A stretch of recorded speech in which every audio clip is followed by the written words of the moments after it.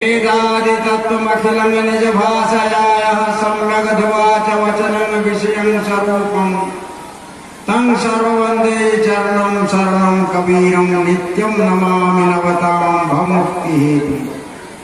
बोलिए सद्गुरुदेव की जय। परम पूज्य प्रातः स्मरणीय सद्गुरुदेव जी प्रातिविज्ञान संपन्न संत महापुरुषों तथा सत्संग स्थल में उपस्थित देव एवं देवी, आज दूसरा दिन है इस सत्संग समारोह का मध्य दिन। साधक साधिकाएं यहाँ उपस्थित है। मैं कुछ शब्द आप लोगों के बीच 20 मिनट तक रखूंगा, क्योंकि समय 20 मिनट नहीं है।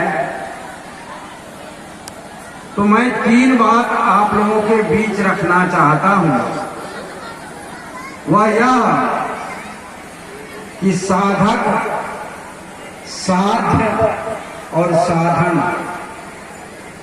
3 पहलू है। हल्ला बंद कर दीजिए, समझ में नहीं आएगी आप लोगों को बात। जिंदगी भर तो सत्संग सुनते हैं। आवाज बंद करिए, इको बंद कर दिए। यदि मैं ऑपरेटर यदि इको लगाए हैं तो इको बंद कर दीजिए। मतलब साधक, साध्य और साधना, जितना यहाँ बैठे हैं साधक और साधिकाएं, धरती के सभी लोग प्रायः साधक हैं। और उनका साध्य क्या है? साध्य क्या तात्पर्य है? लक्ष्य क्या? लक्ष्य है 2। एक तो है हम परम सुख को प्राप्त करें, दूसरा लक्ष्य है कि हम मुक्ति को प्राप्त करें। तो यह लक्ष्य है, साध्य है उसका। साधक, साध और साधना या साधन, साधन को ही हम साधना कह सकते हैं, जो जिसके द्वारा हम वहां तक पहुंच सकते हैं।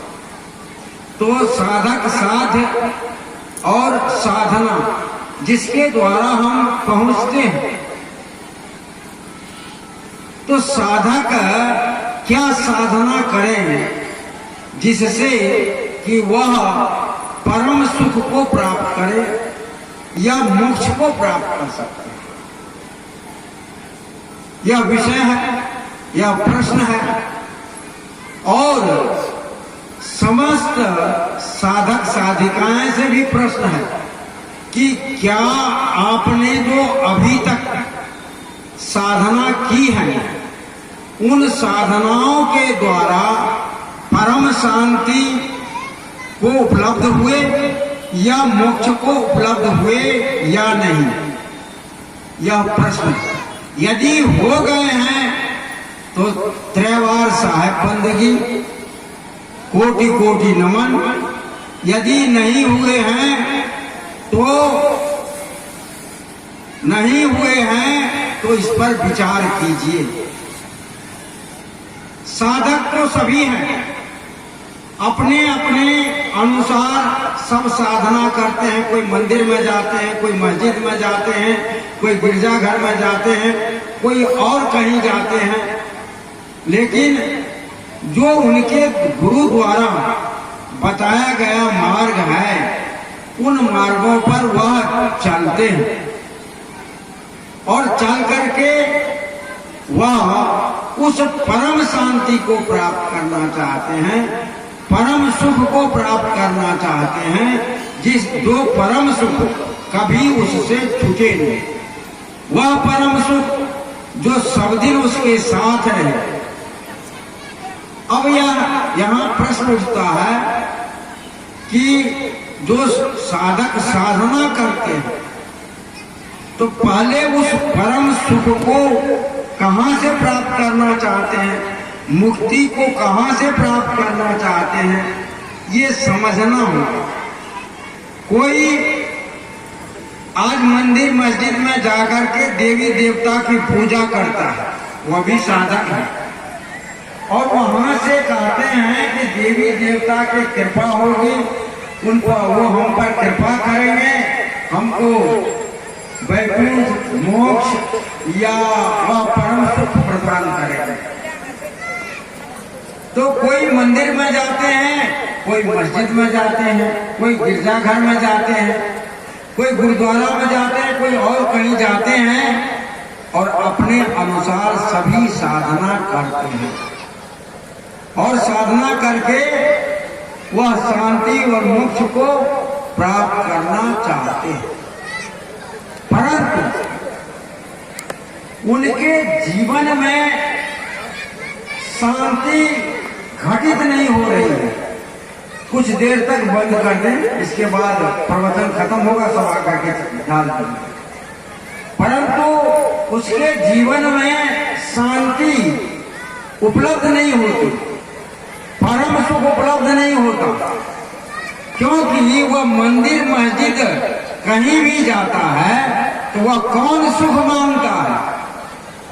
वह मांगता है धन, वह मांगता है बेटा, वह मांगता है बेटी, वह मांगता है गाड़ी घोड़ा, भौतिक सुख सुविधाओं को मंदिर मस्जिद में मांगता है, जो आपके साथ जाने वाला नहीं है। तो भौतिक सुख से वह तो क्षणिक है।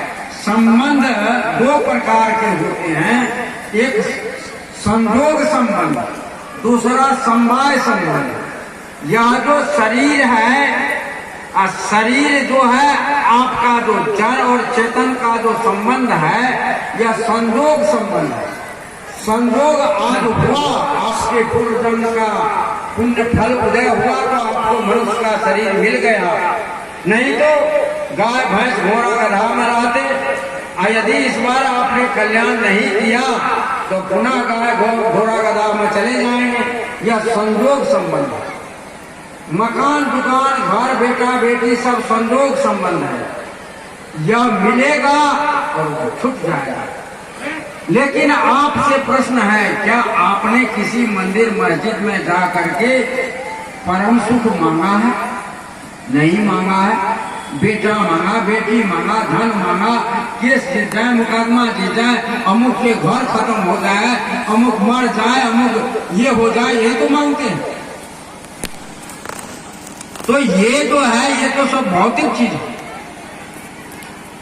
ये आत्मा सुख स्वरूप है, आत्मा परम स्वरूप है, आत्मा मुक्त स्वरूप है।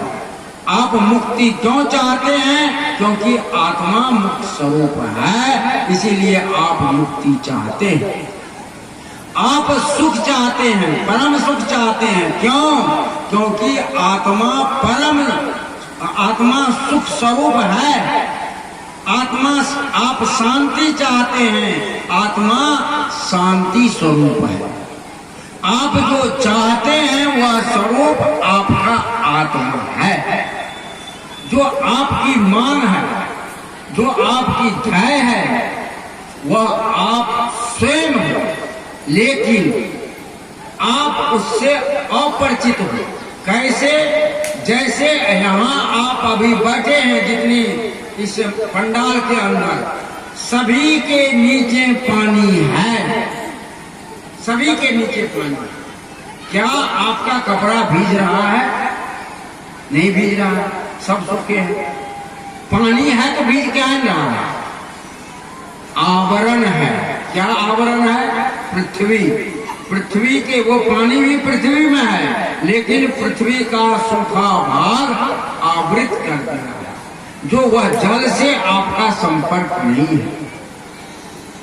पानी होते हुए भी आप नहीं भीग रहे हैं। ठीक उसी तरह से आपके जीवन सुख स्वरूप है, आपकी आत्मा मुक्त स्वरूप है, आपकी आत्मा ज्ञान स्वरूप है, आपकी आत्मा शांत स्वरूप है, लेकिन आवरण है।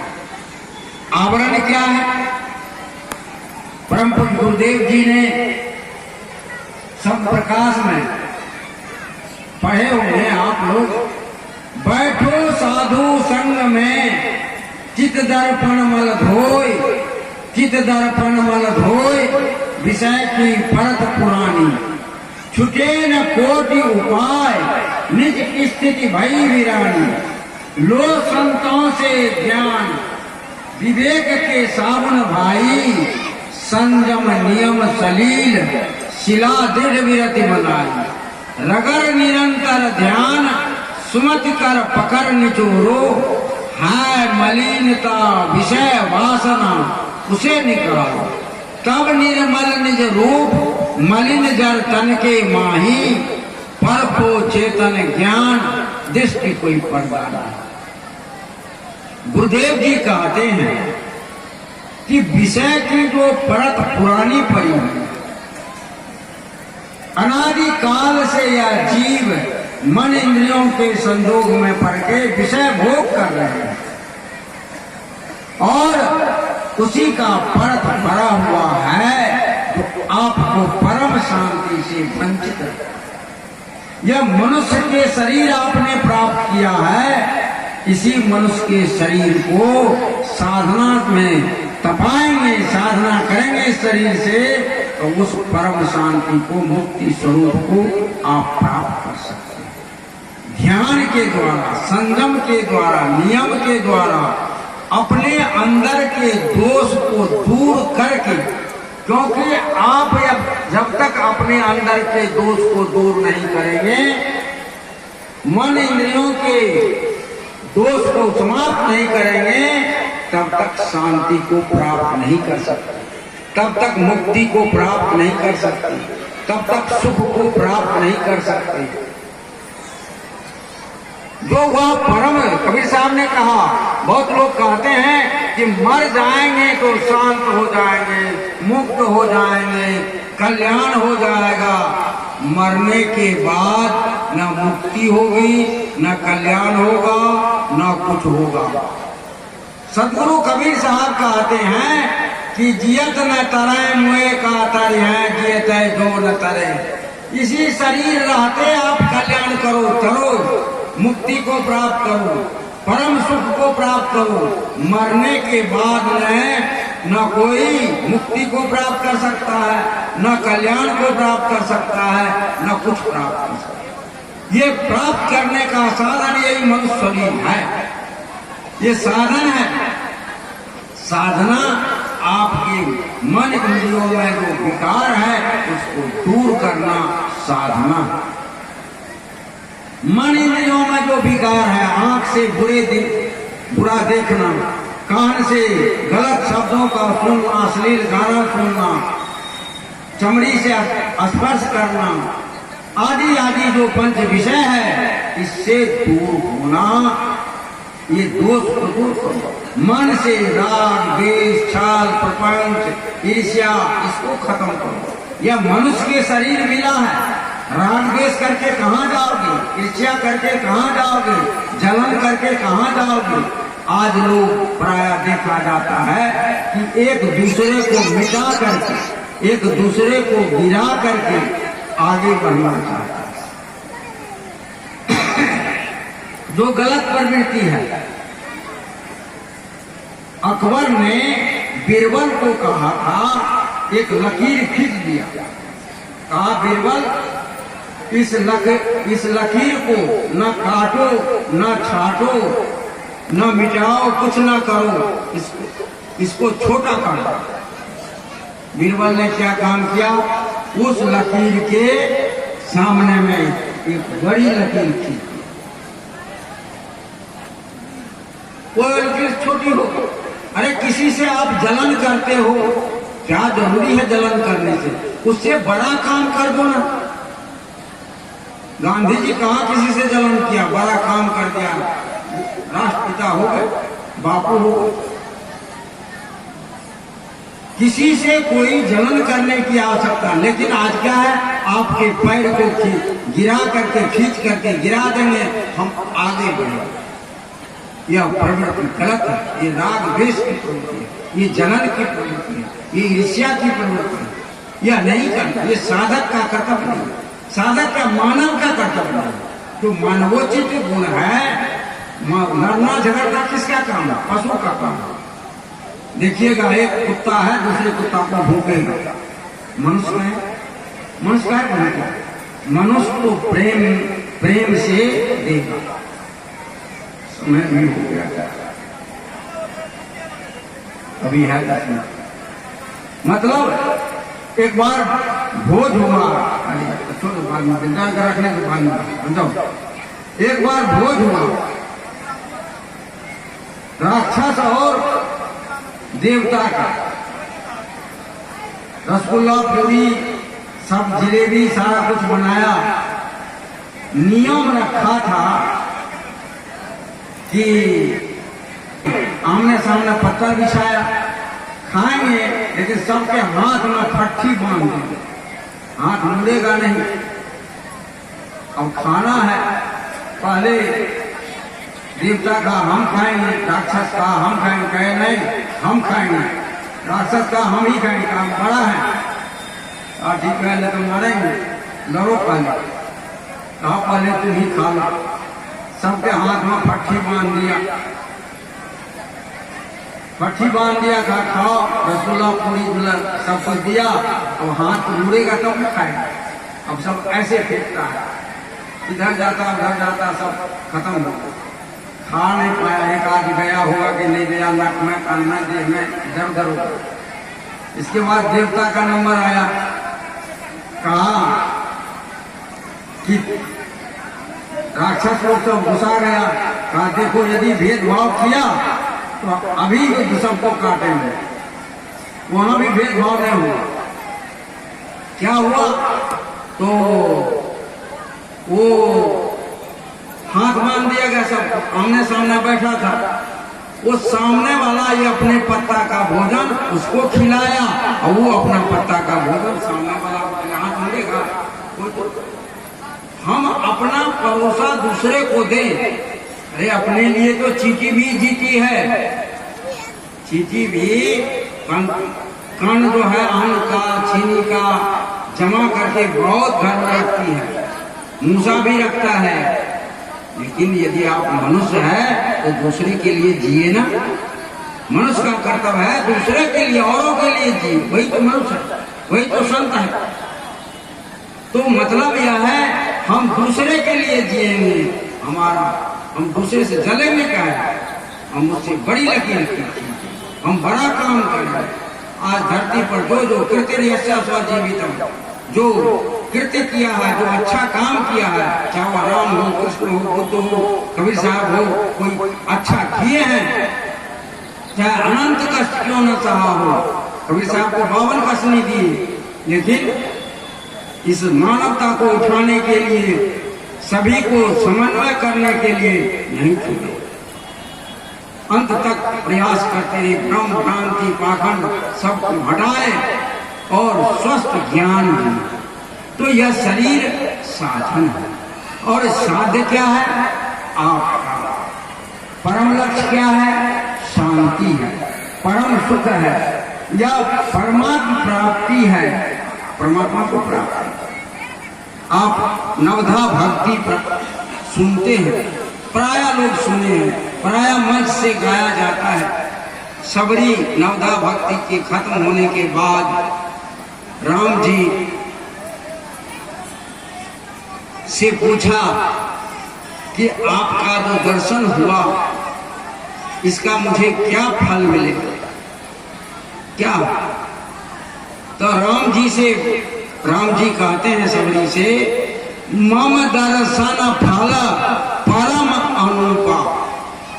राम जी कहते हैं सबरी को, मम दर्शन फल परम अनुपा, जीव पावहि निज सहज स्वरूपा। मेरे दर्शन का अनुपम फल है। क्या अनुपम फल है? जीव पावहि निज सहज स्वरूप, अपने यह जीव सहज स्वरूप को प्राप्त होता है। यह नहीं कहा राम जी ने वैकुंठ को प्राप्त होता है, मुक्ति को प्राप्त होता है, कल्याण को प्राप्त होता है, परम सुख को प्राप्त होता है। भगवान राम ने नहीं कहा। क्या कहा? जीव पावहि निज सहज स्वरूप। जीव जो है सहज स्वरूप को प्राप्त करता है। सहज स्वरूप, सहज जो आपका स्वरूप है वह मुक्त स्वरूप। तो साधना के द्वारा, भक्ति के द्वारा मन को निर्मल कर। भक्ति होती है कैसे? भक्ति साधन है। क्या साधन है? भक्ति होती कैसे है? तो जब श्रद्धा और प्रेम व्यक्ति में उत्पन्न होता है तो वह भक्त हो जाता है, वही भक्ति होती है। श्रद्धा प्रेम जहाँ मिलता है वहाँ भक्ति निश्चित होती है। भज सेवायाम धातु से भक्ति शब्द की निष्पत्ति हुई है। तो लोग साधन क्या है? आपको ज्ञान, भक्ति और कर्म, तीन साधन है। ज्ञान, भक्ति और कर्म जो है ये तीन साधन है। इन साधनों के द्वारा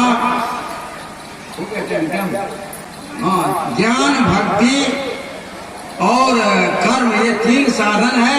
इसको ठीक करें और इसके द्वारा ज्ञान के बिना भक्ति अंधी है और कर्म के बिना ज्ञान भक्ति लंगड़ा है और कर्म जो है ज्ञान के बिना भक्ति के बिना वो श्रद्धाहीन है, शरीर ही नहीं है तो पैर से आंख से कहाँ चले, उसका काम नहीं होगा। इसलिए तीनों की जरूरत है आपके जीवन में। साधना, आप साधक है, ये सब साधन है। इन साधनों के द्वारा, ये विषय बड़ा है, 20 मिनट में संभव नहीं है। कुछ प्रकाश आपको बीच में डाला, इन पर आप अपना कल्याण करेंगे। और ज्ञान भक्ति साधना से संबंधित मेरा एक चैनल है सुखी जीवन। मानव का जीवन सुखी कैसे हो, तो सुखी जीवन से संबंधित चैनल है। आप लोग YouTube पर जो बड़े मोबाइल रखते हैं देख सकते हैं, उसमें तमाम विषयों पर विचार है। मैं सबको साधुवाद देते हुए